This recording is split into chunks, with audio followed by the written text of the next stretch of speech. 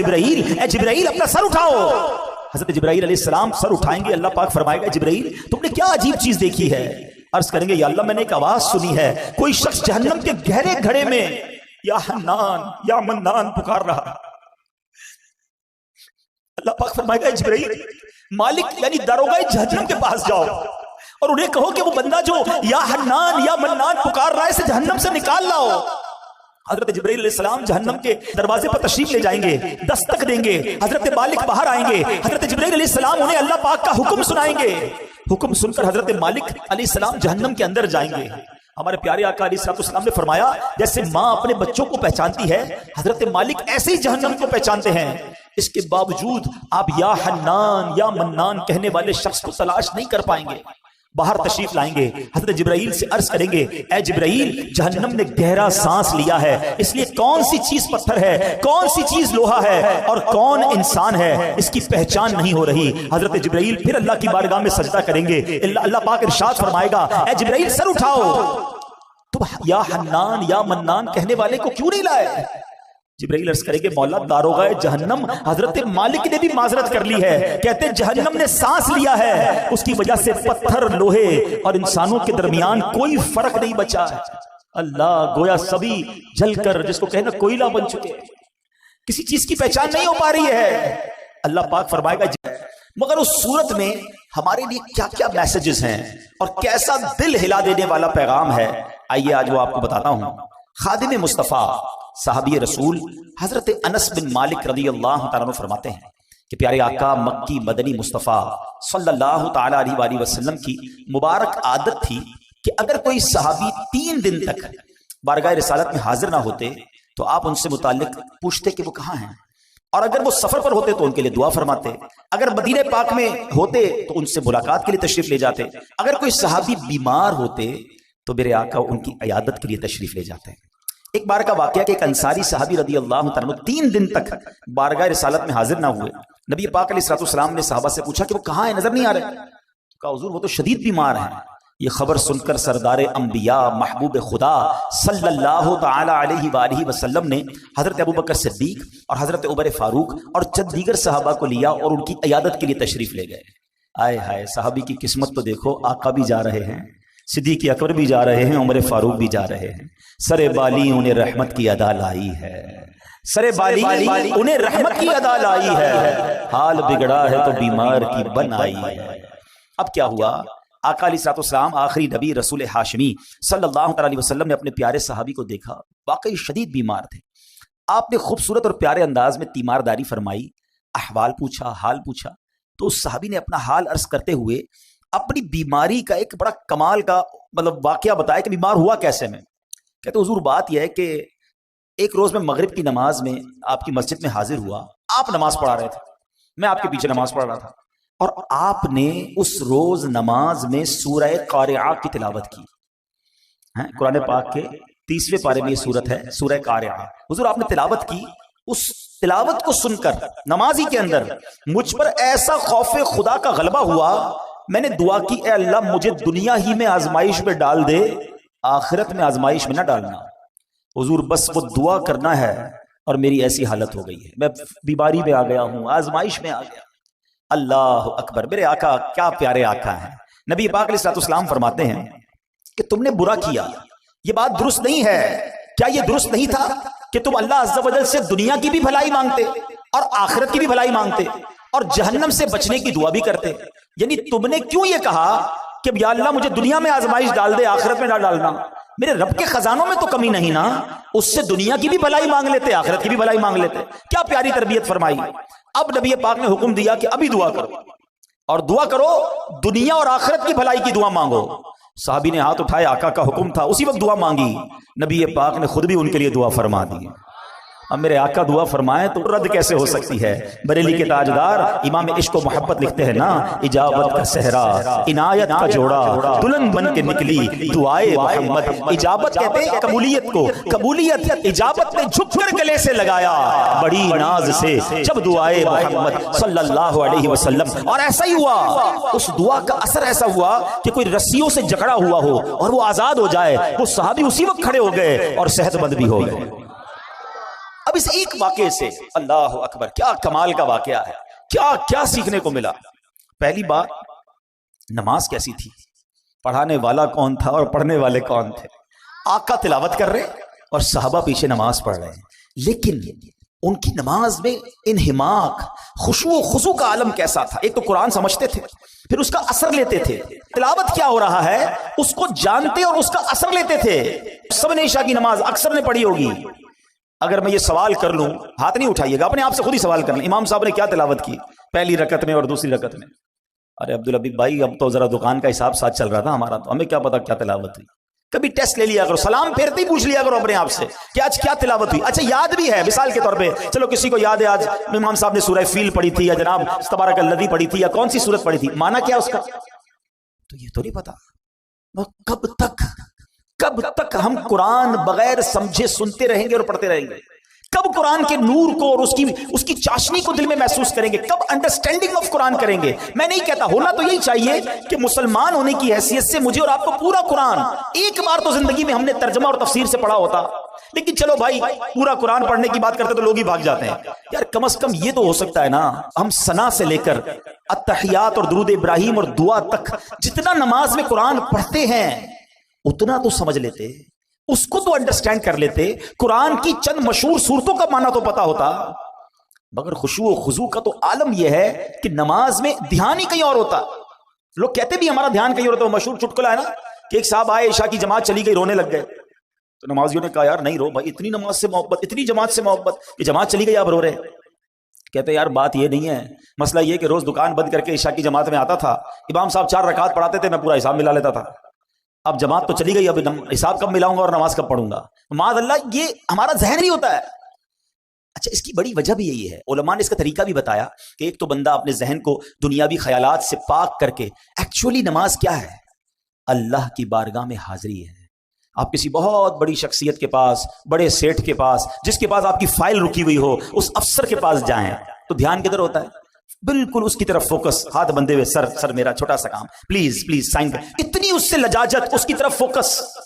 اور خدائے احکم الحاکمین کے دربار میں آنا ہے، دھیان کہیں اور ہے، سوچ کہیں اور ہے۔ خود سوچو، شرم آنی چاہیے۔ جس کا نماز میں دھیان کہیں اور ہوتا ہے اس کو خود ہی اپنے آپ سے شرم آنی چاہیے، اور یہ شرم ہی، یہ گلٹی ہی تمہیں دھیان دلا دے گی، تمہیں خشوع دلا دے گی۔ اور دوسری بات کہ آپ ایٹ لیسٹ قرآن کی مشہور صورتوں کو، میں پھر مشورہ دیتا ہوں، جو اپنا آخری پارہ ہے نا، کم از کم 30واں پارہ ترجمہ تفسیر سے 2-3 بار پڑھ لیں۔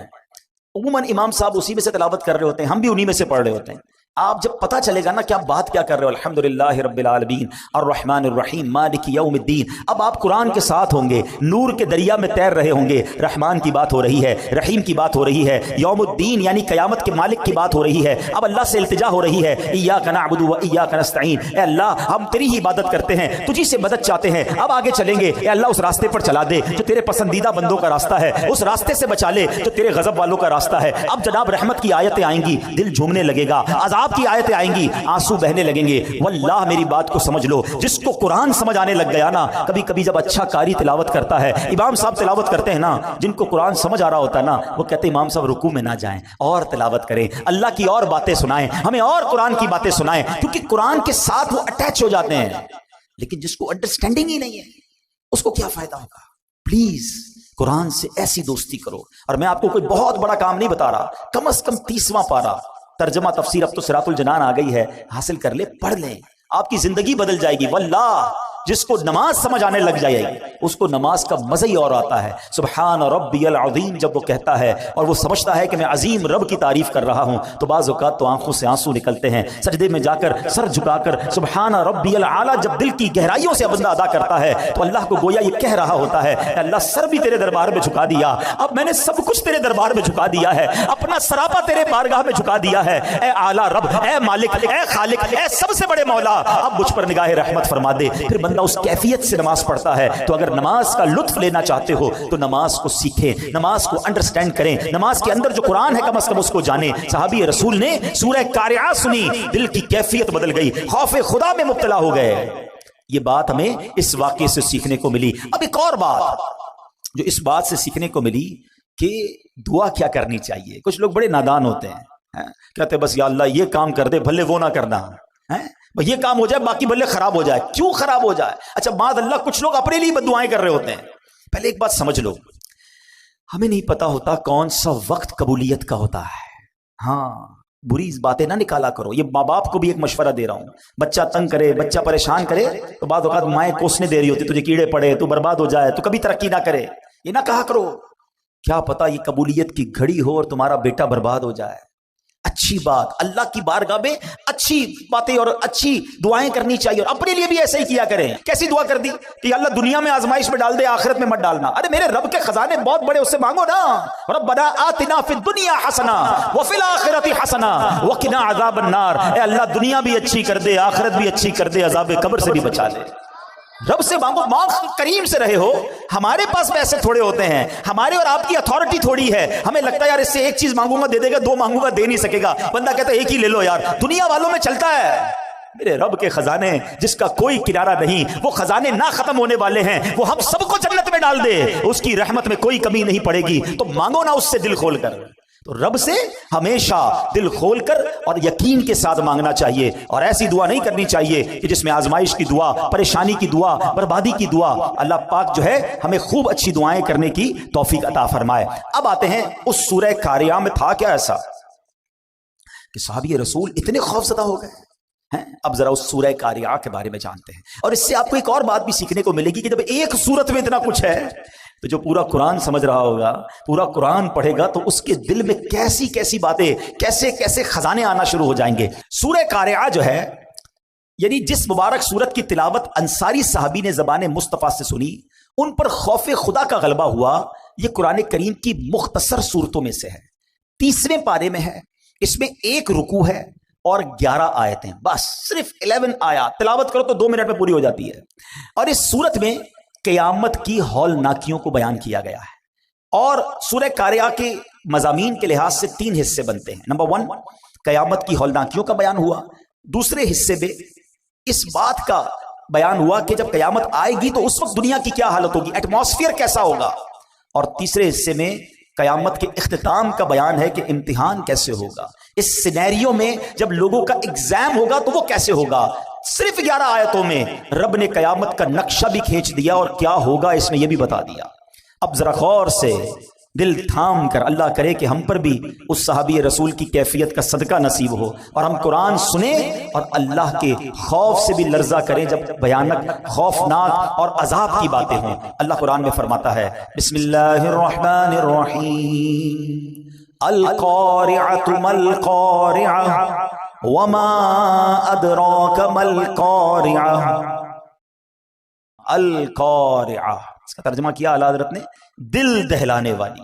مل قارعہ، کیا وہ دل دہلانے والی. وما ادراک مل قارعہ، اور تم نے کیا جانا کیا ہے وہ دل دہلانے والی. 3 بار ایک ہی بات. القارعۃ مل قارعہ وما ادراک مل قارعہ. علماء بڑا پیارا اس میں جواب دیتے ہیں کہ قرآن کا ایک بہت خوبصورت اسلوب ہے، اسٹائل ہے قرآن کا، کہ جب کسی بات پر انفسائز کرنا ہوتا ہے، تاکید دلانی ہوتی ہے، توجہ درکار ہوتی ہے، تو قرآن یہ انداز اختیار کرتا ہے. کلام اللہ کا یہ انداز ہے کہ لوگ خوب توجہ کریں. دیکھو بڑی اہم بات ہونے جا رہی ہے. اسی طرح کا انداز آپ کو سورہ قدر میں ملتا ہے. انا انزلناہ فی لیلۃ القدر وما ادراک ما لیلۃ القدر. قرآن خود پوچھتا ہے بتاؤ تم نے کیا جانا، لیلۃ القدر کیا ہے. پھر قرآن اس کے بعد خود ہی بتاتا ہے. قرآن گویا بتاتا ہے کہ لیلۃ القدر کیا ہے. بالکل اسی طرح یہاں یہ انداز ہے کہ تم نے کیا جانا، کیا ہے دل دہلانے والی. اب القارعہ کس کو کہتے ہیں؟ مفسرین لکھتے ہیں کہ قارعہ قیامت کے ناموں میں سے ایک نام ہے. یہ لفظ قرعن سے بنا ہے. ایک چیز کو دوسری چیز پر اس زور سے مارا جائے کہ اس سے گرجدار آواز پیدا ہو، اس کو قرعن کہتے ہیں. یہ آواز جتنی زوردار اتنی دل دہلانے والی ہوتی ہے. اگر آدمی غفلت میں ہو، اپنے دھیان میں بیٹھا ہو اور اچانک کوئی آواز آ جائے، مثال کے طور پہ اللہ نہ کرے کچھ زوردار دھماکہ سنائی دے، ہمارا دھیان کہیں اور ہو، فوراً انسان گھبرا جاتا ہے. گاڑی میں جا رہا ہے، کوئی بڑا ہارن بجا دے، بندہ ہل جاتا ہے. اچانک آنے والی آواز جو ہے وہ دل دہلا دیتی ہے. اب ذرا غور کیجئے کہ ہوگا کیا. ان مثالوں کو تصور میں رکھیے. اور قیامت میں کیا ہوگا؟ فرمایا تاجر کاروبار میں مصروف ہوں گے. نوبڈی نوز، پتہ بھی نہیں ہوگا. किसी को पता नहीं होगा। ताजिर कारोबार में मसरूफ होंगे, खवातीन घर के काम काज में मसरूफ होंगी, किसान खेतों में मसरूफ होंगे, कोई खाना खा रहा होगा, कोई अपने दोस्तों के साथ बातें कर रहा होगा। उस वक्त अचानक एक जोरदार जलजला बरपा होगा, पूरी जमीन हिल जाएगी, आसमान फट जाएंगे, सितारे बारिश की तरह जमीन पर झड़ पड़ेंगे, बुलंदो बाला पहाड़ टूट जाएंगे, बड़े बड़े सैयारे आपस में टकरा कर रेजा रेजा हो जाएंगे। जरा तसव्वुर तो कीजिए वो कैसा हौलनाक धमाका होगा, कैसा जलजला होगा। उस वक्त दिल कैसे दहल जाएंगे, कैसी बदहवासी होगी। और ये दिन आना है। कुरान ने एक और जगह इसको बयान किया, इन ज़लज़लतस्साअति शैउन अज़ीम यौम तरौनहा तज़हलु कुल्लु मुर्दिअतिन अम्मा अर्दअत व तदउ कुल्लु ज़ाति हम्लिन हम्लहा व तरन्नास सुकारा वमा हुम बिसुकारा। कुरान क्या कहता है सुनो, बेशक कयामत का जलजला बहुत बड़ी चीज है। जिस दिन तुम उसे देखोगे तो हालत ये होगी कि हर दूध पिलाने वाली अपने दूध पीते बच्चे को भूल जाएगी। माँ दूध पीते बच्चे को भूल जाएगी, इतनी घबराहट होगी। हर हमल वाली अपना हमल डाल देगी, जिसका हमल होगा ना प्रेग्नेंट होगी, उसका हमल गिर जाएगा। इतना खतरनाक वो खौफ होगा। फरमाया तू लोगों को देखेगा जैसे नशे में है, हालांकि वो नशे में नहीं होंगे, बदहवासी होगी, घबराहट होगी। ये कयामत का सिनेरियो है, ये कयामत का हाल होगा, ये है कारिया। जब ही कुरान कहता है वमा अदराका मल कारिया, तुमने क्या जाना, तुम्हें क्या मालूम कारिया क्या है। अब जरा गौर कीजिएगा, कुरान ने सिर्फ 3 आयतों में एक मंजर कशी की क्वेश्चन क्रिएट किया। अब कुरान बता रहा है होगा क्या, सुनो। उस दिन सिनेरियो क्या होगा, घबराहट कैसी होगी। यौम यकूनुन नासु कल फराशिल मबसूस, कुरान कहता है जिस दिन आदमी फैले हुए परवानों की तरह होंगे। आपने देखा होगा जब बारिश वगैरह होती है तो परवाने आते हैं, बारिशों में ज्यादा आते हैं, और वो छोटे छोटे कीड़े की तरह होते पर उड़ते मक्खी की तरह, और कोई इधर जा रहा होता है, कोई इधर जा रहा होता है, कोई टकरा के गिर रहा होता है, लाइट से टकरा रहे होते हैं, कोई डायरेक्शन नहीं होती है, इधर उधर बदहवासी होती है परवानों में। कुरान ने मिसाल दी कि लोग ऐसे होंगे जैसे परवाने हैं, कोई इधर भाग रहा होगा, कोई उधर भाग रहा होगा, हर कोई घबराया हुआ होगा, बिल्कुल होश और हवास नहीं होगा। ये तो लोगों का हाल होगा। अब कुरान अगली आयत में कहता है वतकूनुल जिबालु कल इहनिल मनफूश, ये पहाड़ जो है ना दुनिया की ताकतवर तरीन चीज है। आपने देखा होगा कितने बड़े बड़े पहाड़ हैं, इतने देव हैकल जिसको कहा जाता है पहाड़। ये पहाड़ हिलाओ तो हिलते नहीं हैं, कितने साल लगते हैं पहाड़ को तोड़ने में, हैं? हमारे साइड एरिया वगैरह में पहाड़ों को तोड़ के रोड बनाए गए तो हम देखते थे सालों लगते थे, डायनामाइट से उड़ाना पड़ता था, मगर थोड़ा सा हिस्सा हिलता है उसका। मगर अल्लाह फरमाता जब कयामत का जलजला आएगा ना तो ये पहाड़ पता है कैसे हो जाएंगे, वतकूनुल जिबालु कल इहनिल मनफूश, कि कहा पहाड़ रंग बरंगी धुनकी हुई ऊन की तरह हो जाएंगे। ये हमारे इलाके में भी आपने देखा होगा, वो रजाई बनाने वाले को, हैं रजाई बनाने वाला आपने देखा होगा डंडी मारता है रजाई पे, जब बना रहा होता तो ऊन जो है ना, ऊन रुई वो उड़ती है। कुरान कहते हैं जैसे ये रुई उड़ती है ना, ऐसे पहाड़ उड़ रहे होंगे। सिर्फ 2 आयतों में हमारे सामने कयामत का नक्शा आ गया कि लोग बदहवास होंगे, यौम यकूनुन नासु कल फराशिल मबसूस, और पहाड़ कैसे होंगे, वतकूनुल जिबालु कल इहनिल मनफूश, ये पहाड़ तो ऊन की तरह उड़ रहे होंगे। अब हमारा क्या होगा, यही खौफ बहुत था ना। नहीं अभी तो बात शुरू हुई है, अब जरा अंडरस्टैंड करो बात को। अल्लाह ना करे कोई अचानक आफत आ जाए, कोई टेंशन आ जाए, जलजला आ जाए और आप भाग रहे हो और कोई बंदा आपको रोके, यार रुको जरा बताओ तुमने आज दिन कैसे गुजारा है। तो आप कहेंगे अल्लाह के बंदे हालत देख रहे हो, इतनी बड़ी टेंशन में तुम मुझसे सवाल कर रहे हो। मगर सुनो, इतने खतरनाक माहौल में हम सबसे सवाल किए जाएंगे, 1-2 दिन के लिए नहीं, पूरी जिंदगी का हिसाब भी इसी हालत में देना होगा। अब आगे कुरान क्या कहता है सुनो, अल्लाह अकबर। मैं आगे आयत ले जाने से पहले जरा मजीद कयामत कैसे आएगी मेरे आका मदीने वाले मुस्तफ़ा सल्लल्लाहु अलैहि वसल्लम ने बड़ी डिटेल में सहाबा इकराम को बताया। आका अलैहिस्सलाम फरमाते हैं बेशक अल्लाह पाक ने जमीन और आसमान बनाने के बाद सूर को बनाया और हजरत इसराफील अलैहिस्सलाम को अता फरमा दिया। हमने ये बचपन से सुना है कि हजरत इसराफील सूर फूकेंगे, आज डिटेल में सुन लो वो सूर है क्या और वो कितना बड़ा है। तो हजरत इसराफील के बारे में नबी पाक फरमाते हैं कि हजरत इसराफील सूर को अपने मुंह में लिए हुए हैं और अर्श इलाही की तरफ देख रहे हैं कि और इंतजार में है कि सूर फूंकने का कब हुक्म दिया जाता है। यानी वो रेडी बैठे हैं, तैयार हैं जब रब की तरफ से हुक्म आना है, हजरत इसराफील ने सूर फूंक देनी है। हजरत अबू हुरैरा फरमाते हैं, मैंने अर्ज की या रसूल अल्लाह सल्लल्लाहु अलैहि वसल्लम, ये सूर है क्या? क्या बात है साहबा किराम की, इतने सवालात कर लिए, इतने डिटेल क्वेश्चन कर लिए, हमें समझना आसान हो गया। सुनो नबी पाक फरमाते हैं, आज डिटेल में समझ लो। आका ने फरमाया एक नूरानी सींग है। अर्ज की गई हुजूर कितना बड़ा है? फरमाया बहुत बड़ा है। उस जात की कसम जिसके कब्जे में मेरी जान है, सूर का दायरा जमीन और आसमान की चौड़ाई जैसा है, इतना बड़ा। यूं समझिए, अब इसको नॉर्मल जबान में समझाने के लिए, वो हॉर्न जिस तरह होता है, एक पाइप जिस तरह होता है, सूर उस तरह का है, मगर वो इतना बड़ा है कि उसका जो दायरा है वो जमीन और आसमान की चौड़ाई जैसा है। और हजरत इसराफील को अल्लाह करीम 3 बार सूर फूंकने का हुक्म फरमाएगा। ये सूर 3 बार फूंका जाएगा, याद रखिएगा। नंबर 1, पहली बार नफ़ख़े फज़ा यानी घबराहट की फूंक होगी। दूसरी बार नफ़ख़े साक़ यानी मौत की फूंक होगी। और तीसरी नफ़ख़े क़ियाम यानी मौत के बाद दोबारा उठाए जाने की वो फूंक होगी। ये 3 बार हजरत इसराफील जो है वो सूर फूंकेंगे। और अब सुनो क्या होगा। 3 बार जो सूर फूंकी जाएगी ना, इसकी डिटेल भी नबी पाक ने बयान की। फरमाया अल्लाह पाक हजरत इसराफील को जब पहली बार सूर फूंकने का हुक्म देगा ना, उसको फरमाएगा उनफुख नफ़ख़तल फ़ज़ा यानी घबराहट की फूंक मारो। हजरत इसराफील अलैहिस्सलाम फूंक मारेंगे। अब जब उसकी हौलनाक आवाज आएगी ना, तो जमीन और आसमान वाले घबरा उठेंगे। अल्लाह जिसे महफूज फरमाए, बाकी लोग घबरा उठेंगे। अल्लाह पाक के हुक्म से हजरत इसराफील इस आवाज को, इस फूंक को और लंबा करेंगे।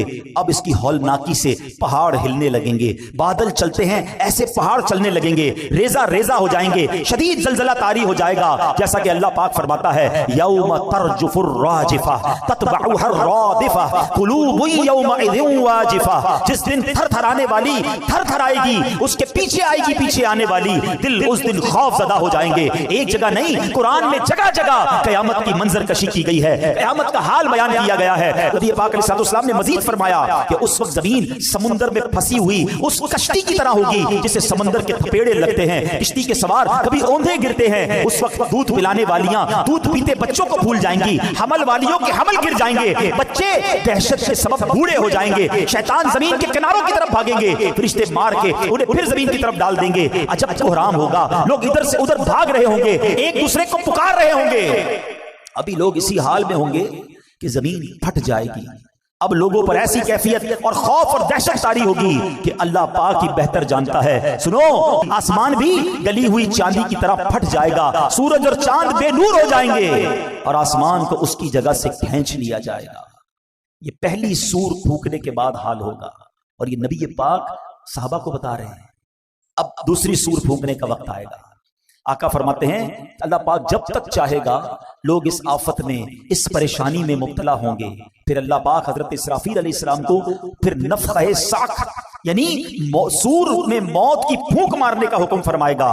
इस बार सूर फूंकने के बाद आसमान वालों और जमीन वालों पर मौत तारी हो जाएगी। हाँ, जिसे अल्लाह पाक चाहेगा उसे उस वक्त मौत नहीं आएगी। अब जरा खूबसूरत कहते ना अल्लाह की, जिसको कहते ना हकमियत, रब का जब्बार होना, कहार होना, मालिक होना। अब जरा अल्फाज सुनिएगा हदीस के, हिला देते हैं, रोंगटे खड़े कर देते हैं अल्फाज। सुनो, अब हजरत मलकुल मौत अल्लाह रब्बुल आलमीन की बारगाह में अर्ज करेंगे, या रब, आसमान वाले और जमीन वाले तो सब मौत के घाट उतर चुके, मगर जिसे तूने जिंदा रखा, अल्लाह पाक जानता है, वो तो खूब जानता है कौन जिंदा है। फरमाएगा बताओ कौन कौन जिंदा है। हजरत मलकुल मौत कहेंगे, या रब, तू जिंदा है और तुझे कभी मौत नहीं आनी, तेरे सिवा अर्श उठाने वाले फरिश्ते भी जिंदा हैं, हजरत जिब्राइल, हजरत मीकाईल भी जिंदा हैं। हजरत इसराफील कहेंगे, मौला मैं भी जिंदा हूं।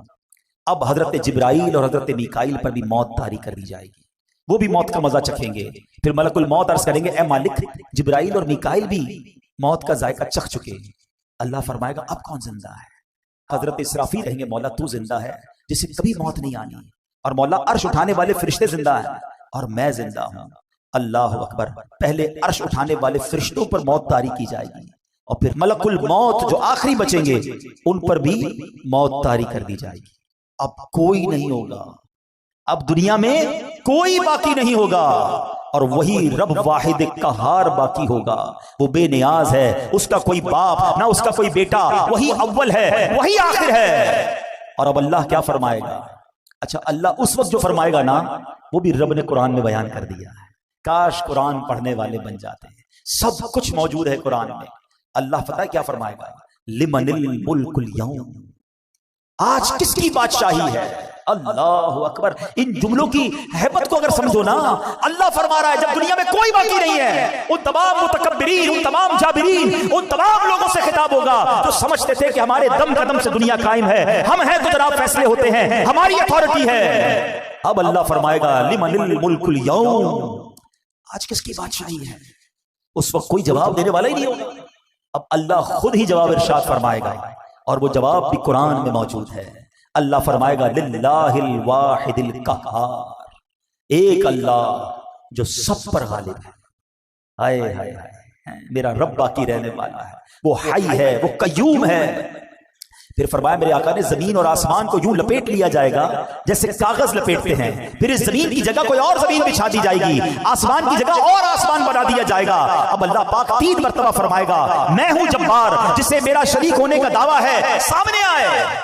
आज दुनिया में कई लोग माद अल्लाह के सामने और गैरुल्लाह की इबादत करते हैं। उस वक्त रब इरशाद फरमाएगा कौन है मेरी शरीकत का दावादार, आ जाए मेरे सामने। अल्लाह अकबर। कोई सर उठाने वाला नहीं होगा। मखलूक को अब उस नई जमीन पर डाल दिया जाएगा। जो पहले कब्रों में थे अब नई जमीन की कब्रों में होंगे, जो पहले जमीन की सतह पर मरे हुए थे अब नई जमीन की सतह पर मरे होंगे। अब एक कयामत का नया नक्शा बन जाएगा। आखिरी नबी रसूल हाशमी सल्लल्लाहु ताला अलैहि वसल्लम अपना पुरसोज बयान जारी रखते हुए मजीद फरमाते हैं, अब अल्लाह पाक फरमाएगा अर्श उठाने वाले फरिश्ते जिंदा हो जाएं। रब ने फरमाना है ना, वो फरिश्ते जिंदा हो जाएंगे। हुक्म होगा जिब्राइल और मीकाईल जिंदा हो जाएं, वो भी जिंदा हो जाएंगे। अब अल्लाह पाक हजरत इसराफील को हुक्म देगा मरने के बाद उठाए जाने वाली सूर फूंको।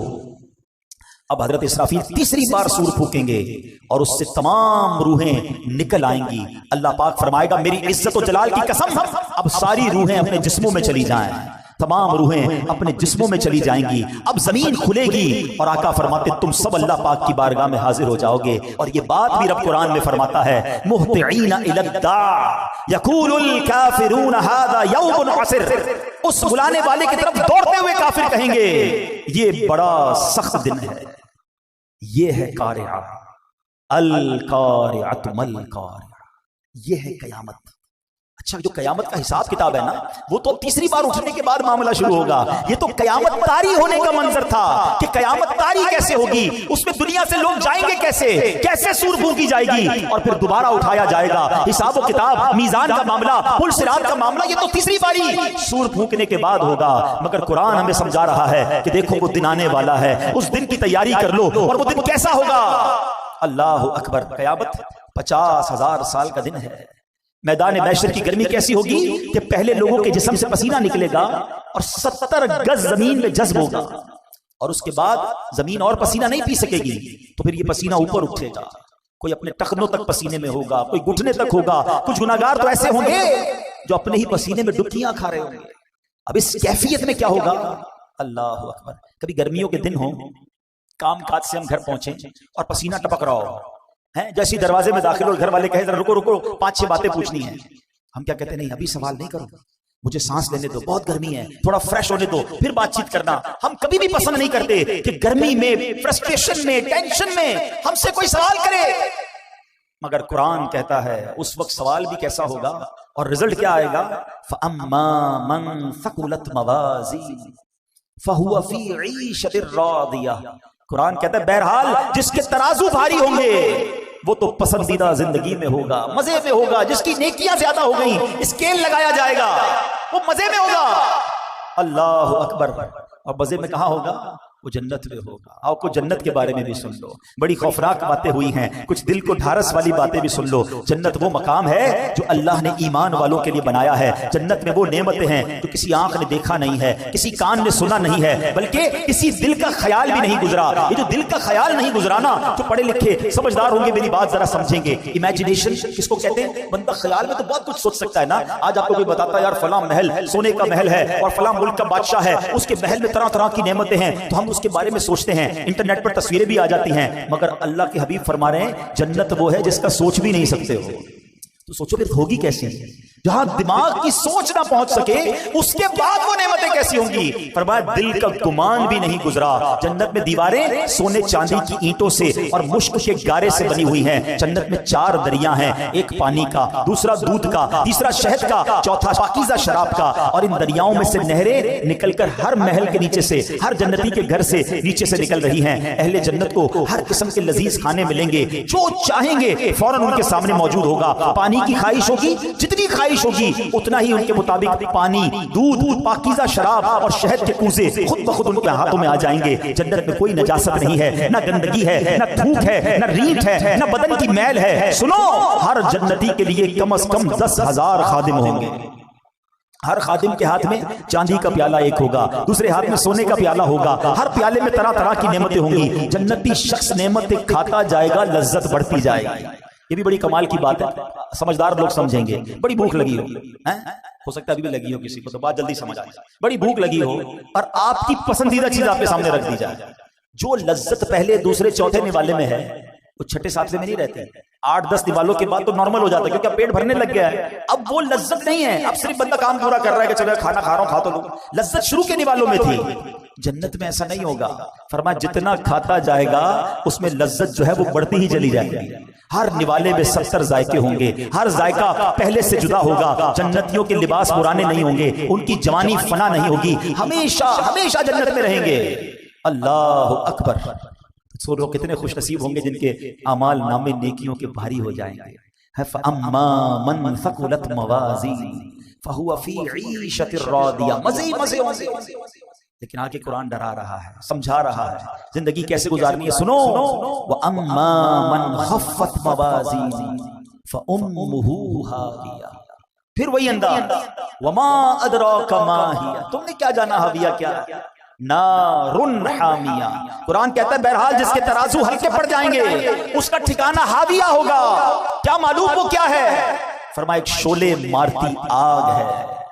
جنت کی تعریف، جنت کی ڈیفینیشن سن لی نا، آؤ کچھ جہنم کے بارے میں بھی سن لو۔ تیاری کرو جنت کی، بچاؤ اپنے آپ کو جہنم کی آگ سے۔ ہم میں سے کوئی بھی وہ عذاب برداشت نہیں کر سکے گا۔ جہنم اللہ پاک کے قہر و غضب کا مقام ہے۔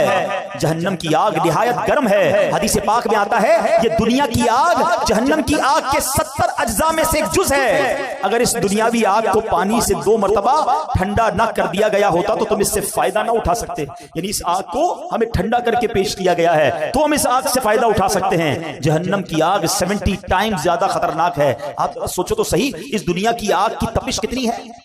خالی دنیا میں چولہے کی آگ نہیں ہے، ایسی آگ ہے جب آتش فشاں پڑتا ہے تو بتایا جاتا ہے کتنے ہزار فارن ہائٹ وہ آگ نکلتی ہے، لوہے کو پگھلا دیتی ہے، شہروں کے شہر تہس نہس ہو جاتے ہیں۔ اتنی خطرناک آگ دنیا میں موجود ہے، اور جہنم کی آگ اس سے 70 گنا زیادہ خطرناک ہے۔ دنیا کی آگ اللہ پاک سے دعا کرتی ہے کہ اللہ پاک مجھے جہنم کی آگ میں دوبارہ نہ لوٹانا۔ آگ پناہ مانگتی ہے جہنم کی آگ سے۔ حضرت جبرائیل پیارے آقا علیہ السلام کی خدمت میں قسم اٹھا کر کہا انہوں نے کہ اگر جہنم کو سوئی کے ناکے کے برابر کھول دیا جائے تو تمام زمین والے اس کی گرمی کے سبب مر جائیں۔ روایت کے مطابق جہنم کی آگ 1000 سال تک دھکائی گئی، یہاں تک کہ وہ سرخ ہو گئی، پھر 1000 برس تک دہکائی گئی، یہاں تک کہ سفید ہو گئی، پھر 1000 برس تک بھڑکائی گئی، یہاں تک کہ سیاہ ہو گئی۔ اب وہ نری کالی سیاہ ہے جس میں روشنی کا نام بھی نہیں ہے۔ کون برداشت کر سکے، کون جا سکے گا؟ یہ کیسا شیطان مردود ہے، نہ جنت کا شوق بڑھانے دیتا ہے نہ جہنم کا خوف آنے دیتا ہے۔ کرونا وائرس کا خوف ہے، دیکھا نہیں ہم میں سے کسی نے، لاکھوں کروڑوں لوگ ہیں دنیا میں، چند لوگوں کو ہوا، ساری دنیا پریشان، مگر نبی پاک کے سچے وعدے، قرآن کی میں آیتیں سنا رہا ہوں کہ سنو، اعمال ناموں میں گناہ زیادہ ہوئے نا تو جہنم میں جاؤ گے، اور جہنم ایسی ہے، مگر اس پہ کون توبہ کر رہا ہے؟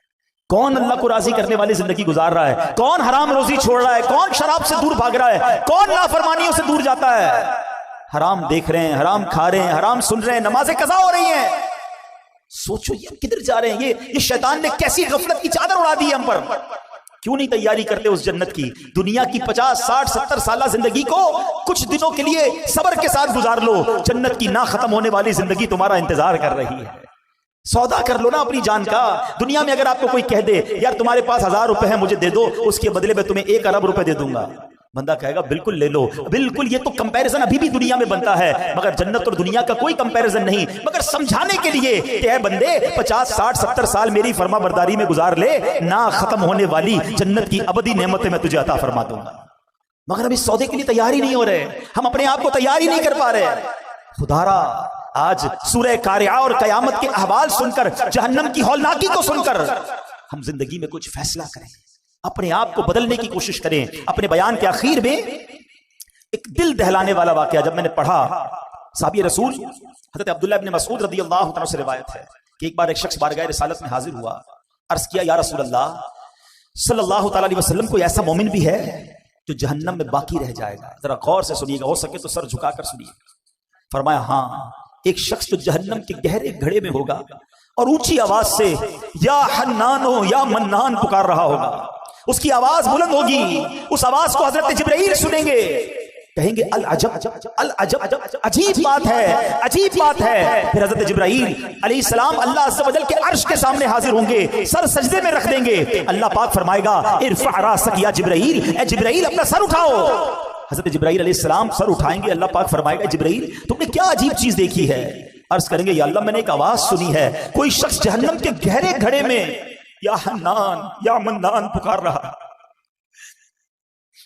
اللہ پاک فرمائے گا جبرائیل مالک یعنی داروغہ جہنم کے پاس جاؤ اور انہیں کہو کہ وہ بندہ جو یا حنان یا منان پکار رہا ہے اسے جہنم سے نکال لاؤ۔ حضرت جبرائیل علیہ السلام جہنم کے دروازے پر تشریف لے جائیں گے، دستک دیں گے، حضرت مالک باہر آئیں گے، حضرت جبرائیل علیہ السلام انہیں اللہ پاک کا حکم سنائیں گے، حکم سن کر حضرت مالک علیہ السلام جہنم کے اندر جائیں گے۔ ہمارے پیارے آقا علیہ السلام نے فرمایا جیسے ماں اپنے بچوں کو پہچانتی ہے، حضرت مالک ایسے ہی جہنم کو پہچانتے ہیں، اس کے باوجود آپ یا حنان یا منان کہنے والے شخص کو تلاش نہیں کر پائیں گے۔ باہر تشریف لائیں گے، حضرت جبرائیل سے عرض کریں گے اے جبرائیل جہنم نے گہرا سانس لیا ہے، اس لیے کون سی چیز پتھر ہے، کون سی چیز لوہا ہے اور کون انسان ہے اس کی پہچان نہیں ہو رہی۔ حضرت جبرائیل پھر اللہ کی بارگاہ میں سجدہ کریں گے، اللہ پاک ارشاد فرمائے گا اے جبرائیل سر اٹھاؤ، تم یا حنان یا منان کہنے والے کو کیوں نہیں لائے؟ جبرائیل عرض کریں گے مولا داروغہ جہنم حضرت مالک نے بھی معذرت کر لی ہے، کہتے جہنم نے سانس لیا ہے، اس کی وجہ سے پتھر لوہے اور انسانوں کے درمیان کوئی فرق نہیں بچا۔ اللہ گویا سبھی جل کر جس کو کہنا کوئلہ بن چکے، کسی چیز کی پہچان نہیں ہو پا رہی ہے۔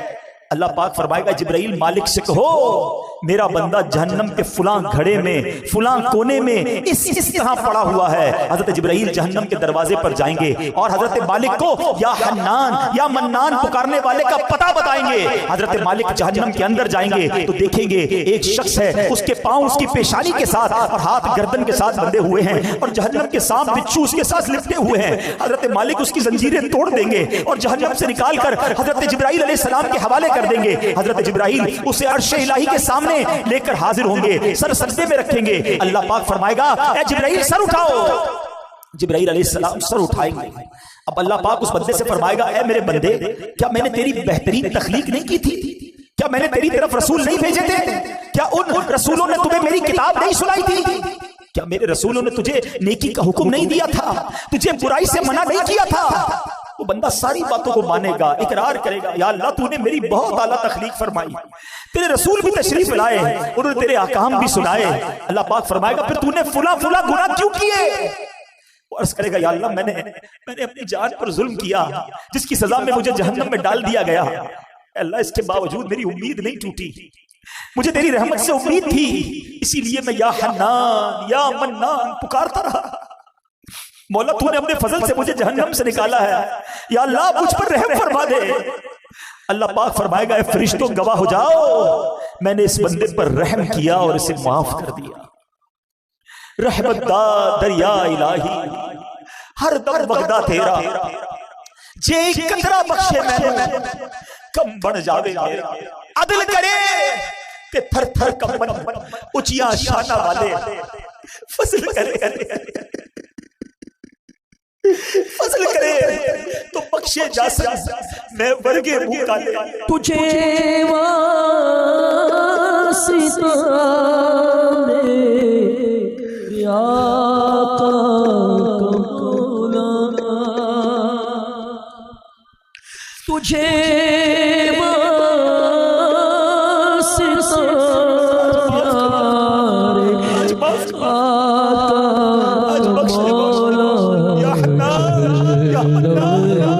से मुझे को बचाया इलाही, जहन्नम से मुझे को बचाया।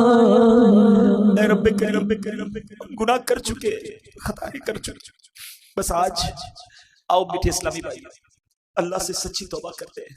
दोस्ती कर लो मालिक से, तो बड़ा करीम है। दुनिया वाले नहीं माफ करते हैं। अदालत में जाओ ना और अपने जुर्म का इकरार करो तो सजा सुनाई जाती है। जज ये नहीं कहता तुमने मान लिया तो जाओ माफ करता हूं, मगर मेरे रब की अदालत के दस्तूर निराले हैं।